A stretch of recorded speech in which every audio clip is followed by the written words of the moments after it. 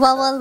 Hello mga Bebshi! Isang panibagong araw at nandito na naman ako para mag-share sa inyo ng napakasimple na recipe. Nandito na nga din ako sa palengke at dito na tindahan talaga ng gulayan ako bumibili. Syempre, mga tindera dito mga Bebshi ay solid followers ko at lagi nga daw silang nanonood ng aking mga videos. Shout out mga ante! Salamat sa discount! Charot! Pagkatapos kong na malengke ay nandito na nga din ako sa farm para simulan na ang aking lulutuin na recipe. Well! Ang recipe natin ngayon mga Bebshi ay napakadali lang gawin. Ito ay onion fritters. Kung merong trending ngayon sa TikTok na boiled onion, well, i-try nyo din to mga Bebshi. Dahil sigurado ako magugustuhan ninyo ito. Gumamit nga ako dito ng 4 na white onion, 2 carrots, tapos itong daon ng sibuyas. Pagkatapos kong nabalatan lahat ito, ay hugasan ko muna para naman ay malinis itong ating mga sahog. Sunod naman ay hiwain lang natin to. Sa ganyan lang paghiwa mga Bebshi, nahirapan pa ako dito sa kutsilyo ko dahil sobrang tulis, hindi ko halos mahiwa itong aking onion. Kung hindi kayo mahilig kumain ng sibuyas, siguro ito na yung time para kumain kayo mga Bebshi dahil ang sarap ng recipe na ito. Pagka ganitong onion fritters, make sure na white onion ang gagamitin natin. At nang nahiwa na natin lahat itong ating gulay, sunod naman natin gagawin dito mga Bebshi ay gagawa tayo ng butter. Kung wala ka maisip na pang snack ng mga bata, sigurado ako magugustuhan nila ito mga Bebshi. Halu-haluin lang muna natin itong ating mga gulay para naman ay maghiwa-hiwalay itong ating onion. Sunod sa separate bowl ay maglagay tayo ng 1 cup na flour, 1/4 cup ng cornstarch, 1 teaspoon ng baking powder, 1 teaspoon ng asin at 1 teaspoon ng garlic powder. Para maging crispy at mas malasa itong ating butter mixture, maglagay tayo dito ng Sprite or sparkling carbonated water. Insaktong wala nang namumuong flour, pwede na din nating ilagay dito sa ating gulay itong ating butter mixture. Ihalo lang natin yan mga Bebshi para naman insaktong makot ng butter itong ating onion. Wala sa video ko na naglagay ako ng garlic powder mga Bebshi dahil nakalimutan kong bumili nito, kaya naman ay pwedeng lagyan nyo at ilagay ko lang din yan sa list ng ingredients. Para naman ay hindi nyo din makalimutan. At nang mainit na nga din itong kawali, naglagay na ako dito ng oil. Set lang natin ang apoy into medium setting mga Bebshi. And then gumamit na nga din ako dito ng maliit na strainer para maging scooper dito sa ating onion. Hayaan lang muna at huwag munang galawin mga Bebshi at pagkalilitaw na nga din ito ay pwede mo na din itong baliktarin. Para lang din naman siyang ukoy mga Bebshi pero mostly sa ating ingredients nito ay onion. Mas malalasan mo talaga dito ang onion. Sigurado akong hindi mo i-expect talaga ang lasa nito mga Bebshi. Dahil kahit ako hindi ako nag-expect, ganun. Subukan nyo na din gawin ito mga Bebshi at sigurado ako mapapawaw kayo sa sarap nito. Hindi na nga din ako nakagawa dito ng sauce pero para naman sa dipping sauce na ingredients, ilagay ko lang sa dulo ng video na to. Para naman kung ayaw nyo ng suka, pwede din naman na ketchup, lagyan nyo ng mayonnaise. Kayo na ang bahala kung ano ang gusto nyo mga Bebshi. Ito na nga din ang ating easy sweet onion fritters.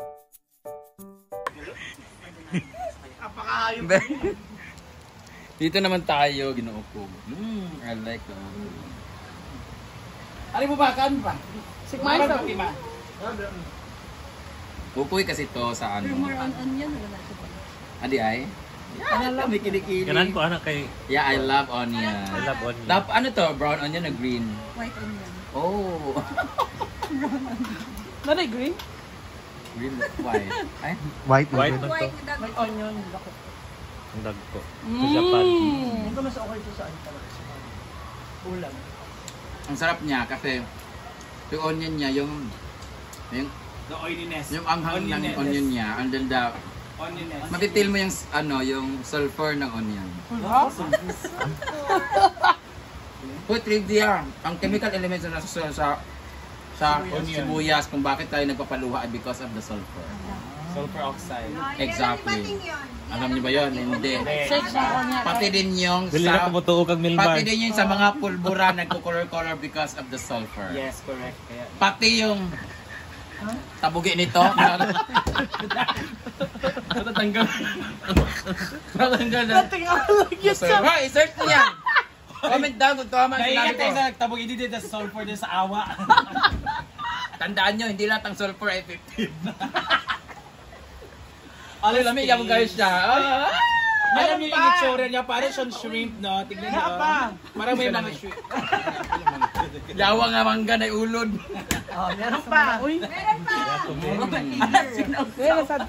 Tingnan niyo yung taste, di ba? Hindi, lamig Parang kayo siya. Naon sa may plating. Ginoo ko. yung itsura pa kay parang shrimp na, ano tawag yan?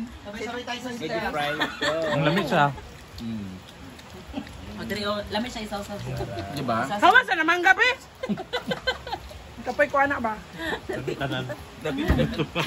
Nagutom man. Basta ganit taga-tikim ka, lamig yung tanan. Isa ba? Ito sa kakuntiyan sa suka. Tama si Ma'am Chi, parang siyang ulam, no? Ulam siya. Ulam. Pang ulam talaga siya. Kung anong galawin niya na yung dinner. Ito na yung ulam ko. Lutuan mo ko taga dito ha. Lutuan nyo kami gabi. Para na yung tamis, para ano lagi ka ng tamis? Sa onion. Ayun ka yan. Basta white onion, tamis siya. Alam mo ba ang chemical alam nyo bakit nagtatamis ang ano? Ano? Sugar. H2O, sugar. Ano? H2O? May papatikim daw sa'yo si Britney. Go na. Ilabas mo na yung niluto mo. Ano? Ha? Dali. Tara oh. Hoy! Ito naman. Meron pa mangga. Yan, ginisang mangga lang. Ay, ano lang yan. Additional. Is this bago? Thank you, Simple Amore. Malaya sa Ate Ria, thank you, Ate Ria, sa Is this snack. maalat? Maalat ba to? Ang mata. Ang dali man. Sa mani. Ayang mata. Kapoy ko. Okay, let's stay. Di ba, Pel? Kamera? Kabalo ka, Mar. Gahapon naman kung klaro ka kung gusto. Dami ang ating ulam. Left and right. Utis na pa na yung balabala. Yay! Balabala ka building.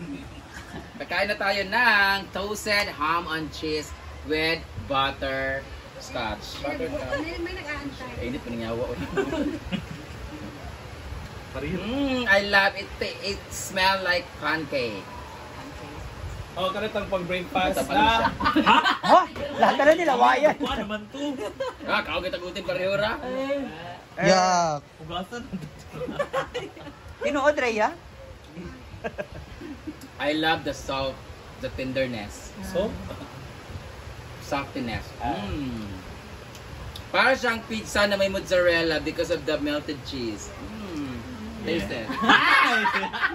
Nag-agaraw sa Ria. Ito, ano nito? Gusto matikman ni ano? Gusto matikman ni Simple Amore. Pumuk kayo, eh, kanamura siya rubberized. Chewable. Goma? Ano ginagawa sa suka? Gusto mo lang. Oh, di ba? I like it because Dali. cheesy and soury. May magsi-CR na naman dyan. Uy, si Louie ba? Malamig kayo, cheese and sour. Abay, tilaw, me. Sa akong video. Ay, minsan, ginuo ko. Akama na ba na akong videoan? Promise, lamig kayo, isaw-saw sa suka. Lamig kayo, isaw sa suka. Halina. Isaw-saw sa suka, bating, lamig kayo. Ano siya yung Spanish bread? Dahil pupildi ako, dalawa ko kunin ko. Uy, ayun siya kayo. Sorry. Hoy, lamig kayo, kay isaw-saw sa cheese. Ay, sa suka. Isaw-saw sa suka, gali. Try, isaw sa suka. Try mo nga, Ma'am CJ. Gusto mo naman Eh, try mo, promise. Gusto mo naman kasama sa Promise. Masarap talaga to kasi paborito to ni Dida. Ba?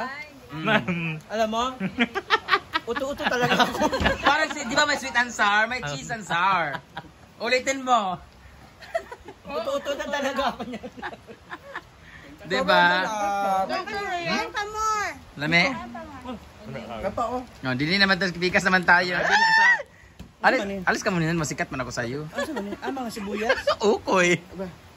Ukoy. Para mas masarap to sa kanin. Pwede Kanin na naman? Go. Namiss mo yung Cebu ukoy. Lame? Parang pangit yung ano ng ano. Bakit naman talaga siya? Ano ba yan? Overcook ba yan? Bakit? Ang ngitim eh. Gago daliri ko to. Madaliri ba yan? Puta ka. Akala ko yung ukoy. Visit. Kanila mga Bebshi, kaya naman that's all for today and thank you so much for watching. See you again sa aking next video. Bye!